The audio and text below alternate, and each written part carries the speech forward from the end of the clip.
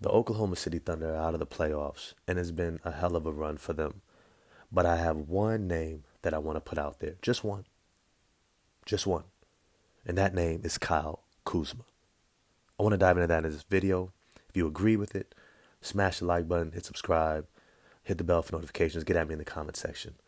Look, Kyle Kuzma, he's one of those players that when you put him on a good team, he does all the little things, and he has the opportunity to make a great impact. When you put him on a bad team, sometimes he can look like a shot chucker. Sometimes he looks disinterested. Sometimes he looks bored.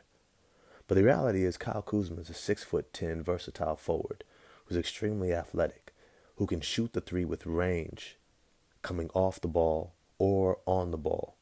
He has the ability to play make, even do a little bit of facilitation. He's great in transition. He's amazing on the boards. And when you looked at how overwhelmed at times that Jalen Williams looked off the bench, being a 6'8", 6'9" center, or Chet Holmgren having to be the only big out there, when you see somebody like a 6'10" athletic Kyle Kuzma, who's already been to the mountaintop, who's already got a championship, who's already played with all-time great players like Anthony Davis, like LeBron James, when you've already been there, he's exactly the type of player you need to take that next step.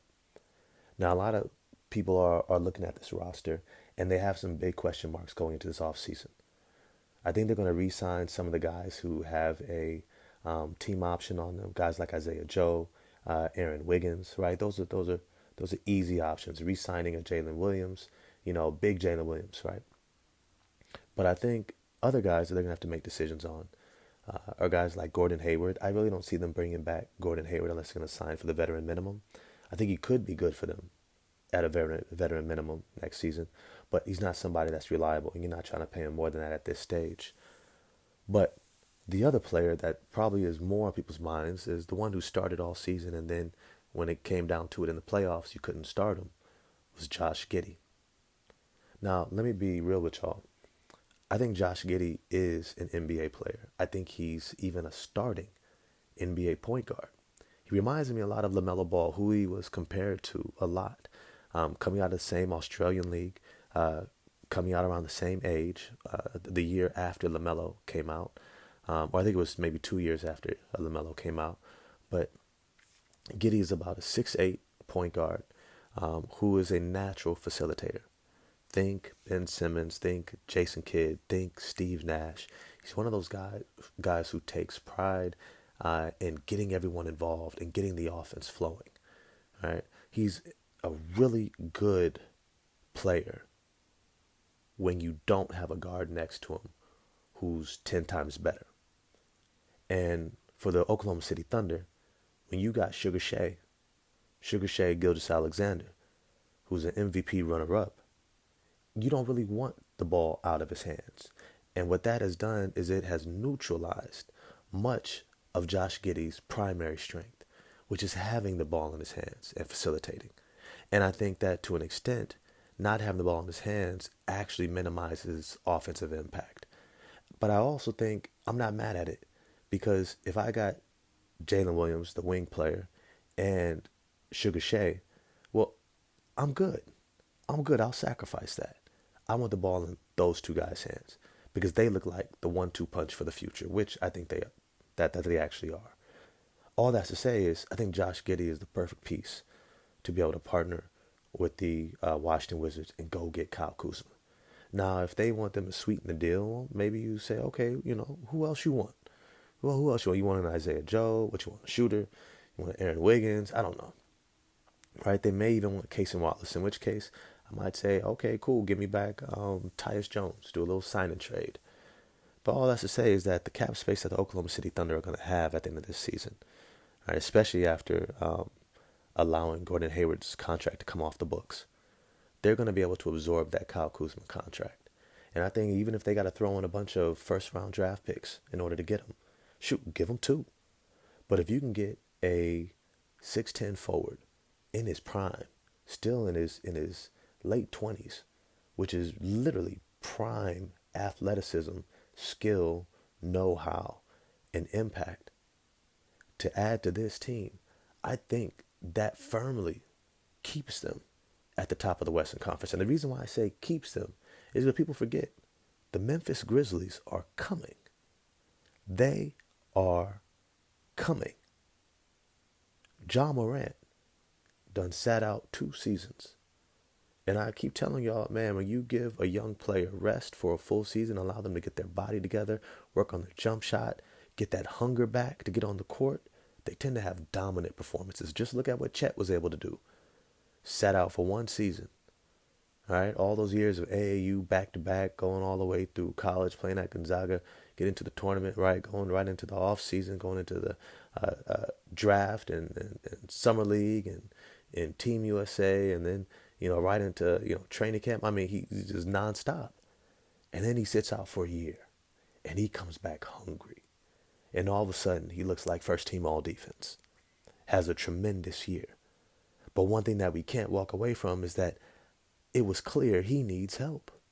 His ability to cover almost the entire floor leaves the Oklahoma City Thunder extremely vulnerable when they don't have somebody on that back end to cover the glass, to cover the rim, who can bang a little bit, who has a matured body to do so. And I don't think that that's a role that you want Jalen Williams, your forward, to actually have. You don't want him to have to do that full time, especially as you got teams like the Minnesota Timberwolves, the Denver Nuggets, right? Even the Lakers, teams that are bigger and more physically imposing. If New Orleans ever gets healthy with Zion Williamson, you don't want Jalen Williams to have to be that other big. You want another natural big to play that position. And as we saw against the Dallas Mavericks, that swing kind of Swiss Army knife forward position is extremely valuable. We saw the damage that P.J. Washington did against the Oklahoma City Thunder. His ability to spread the floor, hit the glass, defend the rim, be switchable on defense, even bring the ball up at times. It was just an invaluable piece for Jason Kidd to have on the floor. We see the same piece for the Denver Nuggets with Aaron Gordon and his ability to bring the ball up, defend across multiple positions, hit the boards, score on the glass, right? Drive to the basket. These are all things that Kyle Kuzma does in spades, right? Do you want him to be your number one scorer? Hell no. Do you want him to be your number two? Hell no. But if he could be your number four, that's exactly where you would want him to be. As a number four option, he's going to be killing guys. He's going to be killing defenses, either whether it's on the back line, catching lobs, cutting to the rim off of a Gilgeous-Alexander or Jalen Williams drive. He's going to be wide open in the corner, where he's a great spot-up shooter. He's going to be great in transition. Teams having to choose between, do I stay with Chet or do I stay with Kyle? Well, of course you're not going to leave Chet, so now you got Kyle. And the great part about it is you don't lose any shooting. At 6'10", Kyle Kuzma is going to have that ability similar to a Michael Porter Jr.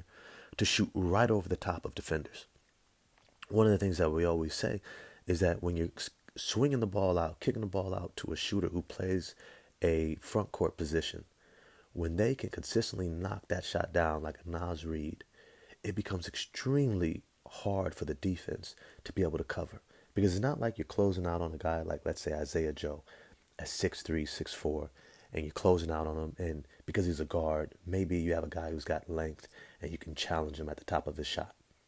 But when you got a guy who's 6'10", like an Isaiah Stewart or a P.J. Washington, right, who has a 7'3" wingspan, when he's shooting the ball, you almost have no chance on a kick out. You almost just have to relinquish it to him and say, best of luck to you. And these are the type of players that the Oklahoma City need to go out and get. They have a whole bunch of guards. We love Case and Wallace, right? We love Aaron Wiggins. We love Isaiah Joe. Shea Gilgeous, come on now. Lou Dort, hell yeah. Jalen Williams, for sure. But now that front court. That front court where you got Chet. And then you got Chet. And then you got Chet. And then you got Chet. And then you finally got big Jalen Williams. That's your front court. So I think a trade with Josh Giddey, a bunch of first-round draft picks, if you need one or two, all right, give them up, and go out and get a Kyle Kuzma. That is the move that allows this team to stay at the top and give themselves a chance at another run to an NBA Finals and potentially a championship. But as always, I want to know what you all think. Get at me in the comment section if you enjoyed the video. Smash the like button, subscribe, and I'm going to get at y'all. Peace.